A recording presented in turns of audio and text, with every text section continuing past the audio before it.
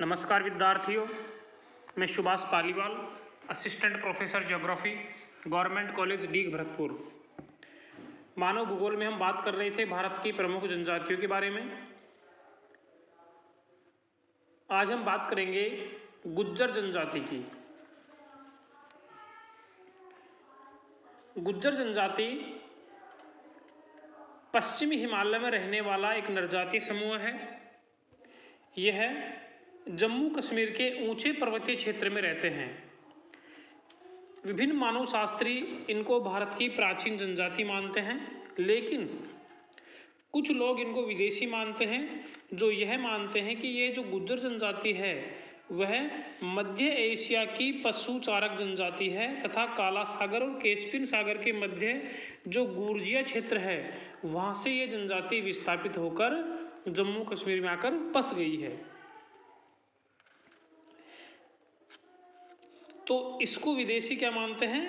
काला सागर और कैस्पियन सागर के मध्य जो गुर्जिया क्षेत्र से आए हुए मानते हैं और यहाँ के गुर्जियस जॉर्जियंस के वंशज है। इनके निवास रहे स्थानों में जूजर्स, गुजर, गुर्जिस्तान, चोसक गुजर नाम से जाने जाते हैं। वर्तमान में यह जनजाति हिमालय पर्वत के जम्मू कश्मीर और हिमाचल प्रदेश के जिलों में निवास करती है, जिनमें जम्मू एवं कश्मीर, राजौरी, रियासी, जम्मू, पूंछ, कठुआ, चंबा, मंडी, बिलासपुर, सिरमौर आदि जिले हैं जहां पर यह जनजाति निवास करती है। तो जो ये क्षेत्र है गुज्जर जनजाति जो निवास क्षेत्र है उसका जो प्राकृतिक वातावरण है वो बड़ा असमान सा है। यह एक पहाड़ी क्षेत्र है। यहाँ पर थोड़ी थोड़ी दूरी पर धरातल और जलवायु में अनेक भिन्नता मिलती है। धरातल पहाड़ी, उबड़ खाबड़ तथा कटाफटा है। अधिकांश जो धरातल है वह 1000 से 2000 मीटर की ऊंचाई वाला है। इस क्षेत्र के उत्तर में उच्च हिमालय तथा लद्दाख का शीतल पठार है तथा दक्षिण में उत्तरी मैदान का उच्च भाग है जो ग्रीष्म काल में उष्ण हो जाता है। दक्षिणी भाग में यहाँ पर वर्षा जुलाई से अगस्त तक होती है, जबकि उत्तरी भागों में वर्षा शीतकाल में होती है। देखो, गुज्जर जनजाति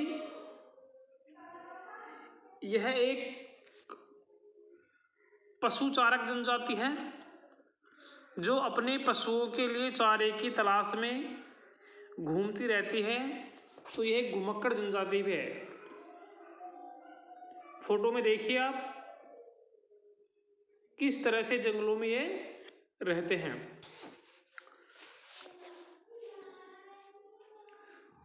गुज्जर जनजाति का मानवीय जीवन है जो पशुचारण है, तो यह मुख्य रूप से पशुचारक जनजाति है। देखिए, हिमाचल के गुज्जर चरवाहे जो पूरी तरह घुमक्कड़ जीवन जीते हैं। तो जब सर्दियां होती है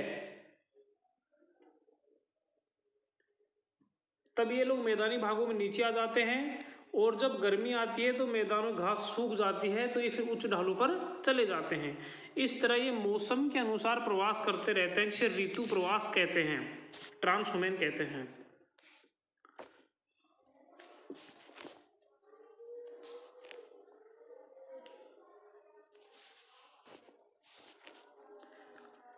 यह एक पशुचारक जनजाति है। जो जलवायु के कारण इनके जो चरागाह है 3 प्रकार के होते हैं। ग्रीष्मकालीन चरागाह है जिन्हें स्थानीय भाषा में मार्गस कहा जाता है।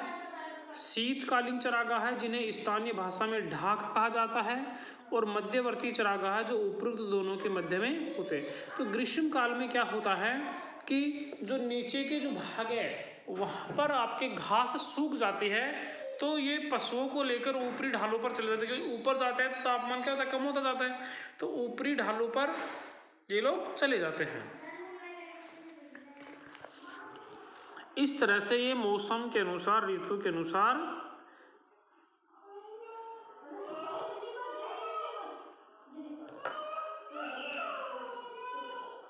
प्रवास करते रहते हैं।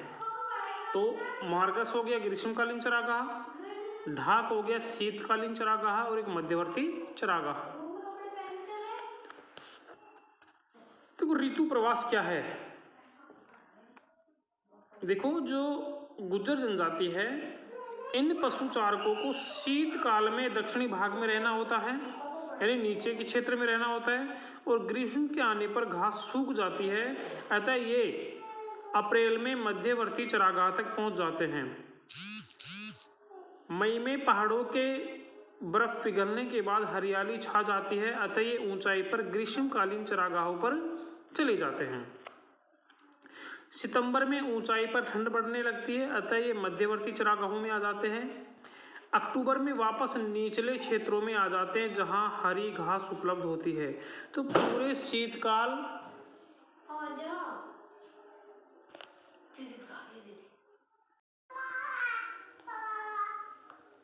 इस प्रकार से ये ऋतु प्रवास करते रहते हैं।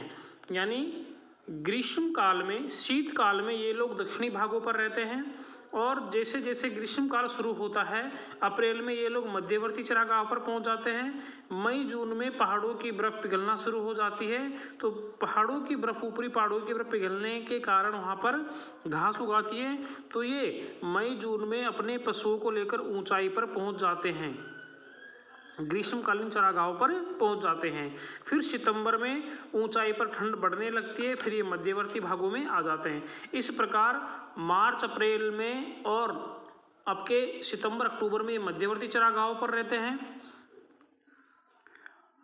गर्मी में ये ऊपरी चरागाहों पर रहते हैं, जिसे ग्रीष्मकालीन चरागाह कहते हैं। और जब सर्दी ठंड पड़ती है तब ये निचली ढालों पर आ जाते हैं, निचले क्षेत्रों पर आ जाते हैं, और पूरे शीतकाल यहीं रहते हैं। इस प्रकार वर्ष भर चारे की तलाश में किए गए इस भ्रमण को ऋतु प्रवास कहते हैं। इनके पशुओं में मुख्य रूप से बकरियां, भेड़, मेढ़ा, गाय, बैल आदि होते हैं। पशुधन ही इन गुजरों की धन संपदा होती है। पशु चारण के साथ साथ कृषि, आखेट, जड़ी बूटी एकत्रित करना आदि भी इनकी अर्थव्यवस्था में शामिल है।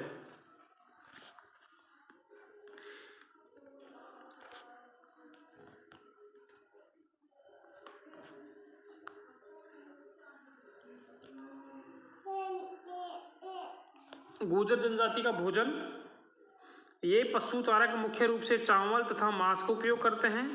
मक्का तथा गेहूं की रोटी, दूध तथा दूध से बने पदार्थ इनका मुख्य भोजन है।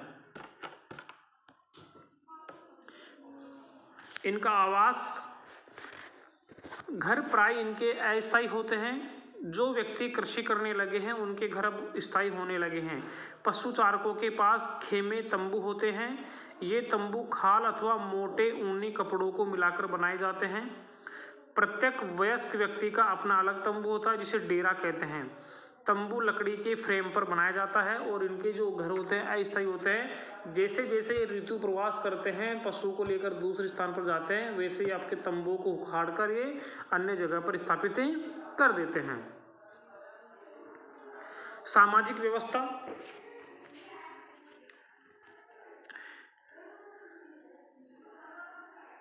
गुज्जर परिवार को डेरा कहते हैं। इनमें जब एक व्यक्ति का विवाह कर लेता है तो विवाह के बाद वह अपना डेरा स्थापित कर लेता है।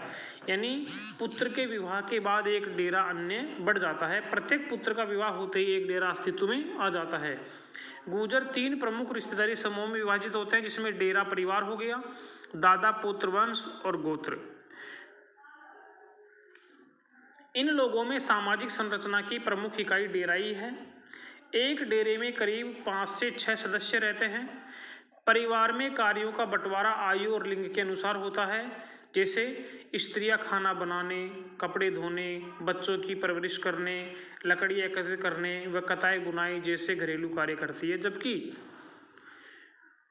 पुरुष हैं जो पशु चराने का काम करते हैं, यंत्रों की मरम्मत करते हैं, घास और जड़ी बूटी संग्रहित करते हैं, आखेट और फल तैयार करने का काम पुरुष करते हैं। गुज्जर लोगों में संयुक्त परिवार प्रथा प्रचलित है। ये लोग 110 से 130 दिन तक घूमने में व्यतीत करते हैं, लगभग घूमते रहते हैं। अनेक डेरे मिलकर एक वंश के रूप में रहते हैं। जिसमें लगभग 200 व्यक्ति होते हैं। एक वंश में 200 व्यक्ति होती है। पशु संपदा एवं चरागाहों को पुत्रों के विवाह के उपरांत बांट देते हैं और वंश का जो मुखिया होता है वो ज्येष्ठाधिकार में होता है।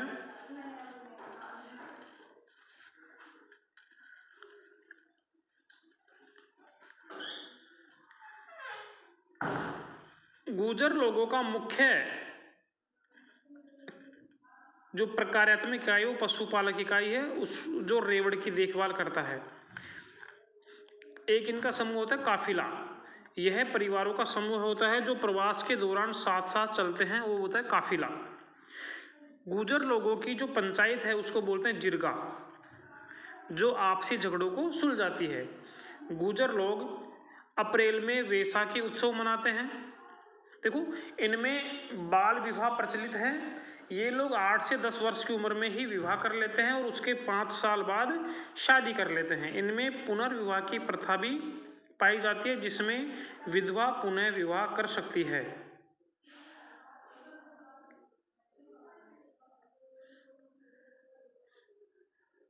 इनमें अंधविश्वास पाया जाता है, जिस कारण से पीर लोग इनका शोषण करते हैं।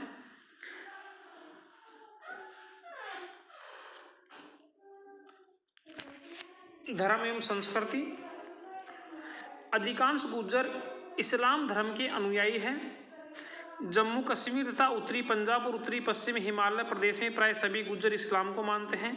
हिमाचल के दक्षिण में तथा उत्तर प्रदेश के पश्चिमी भाग और उत्तराखंड के कुछ गुर्जर मुसलमान हैं तथा कुछ हिंदू हैं। गुर्जर हिंदू संस्कृति से जुड़े हैं तथा मुसलमान गुर्जर इस्लाम से जुड़े हैं। दोनों ही गुर्जर आपस में एकता का प्रयास रखते हैं। इनमें आपसी संघर्ष बहुत कम होते हैं। वर्तमान में ये लोग अन्य लोगों से संपर्क में आने के कारण सरकारी नौकरियों में और अन्य विकास में इनकी भागीदारी हुई है। उद्योग धंधों में लोग स्थापित हो गए हैं और सरकार इनके विकास का प्रयास भी कर रही है।